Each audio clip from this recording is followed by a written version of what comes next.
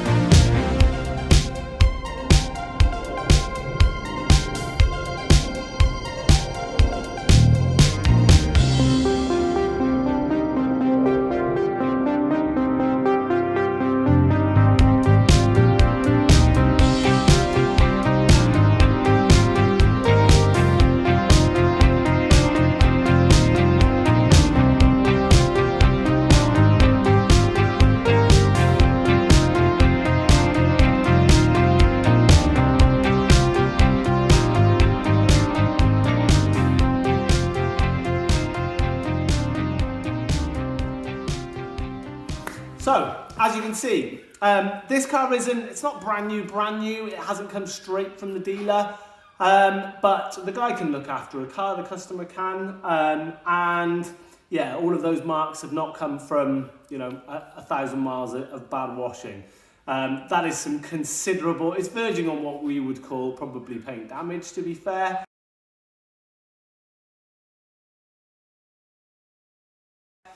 The paint on these is quite soft actually and easily marked, but having said that, that's still a lot of damage. So beyond what we would normally consider as a new car preparation, this car required probably an extra, I'd say probably 8 hours of polishing to get where I'd want it to be. With a brand new car, there's always a balance between how much paint you want to take off and how much paint you want taking off your brand new car. Because of course, by removing all those scratches, we're not taking the scratch out, we're removing the paint down to the level of the bottom of those scratches. So everything we do is detrimental. We're removing clear coat. So there's a balance with that on a new car. A lot of paint, quite a tricky paint as well actually. A lot of paint was removed, a soft paint, tricky to polish and tricky to then ceramic coat, which is what we've done. So it's had a multi-stage polishing process and then a sort of nice finishing polish to get the gloss back in it, and then we put a really nice professional grade ceramic coating on it to keep it nice and easy to look after. So yeah, I don't want to mess about too much really, just sort of, you don't want to listen to me, you want to see shiny cars, don't you? So I've just done another video with this outside. It was literally the paint was finished and nothing else, so don't judge me on the dirty windows. But if I put that in now for you to have a look at, bing!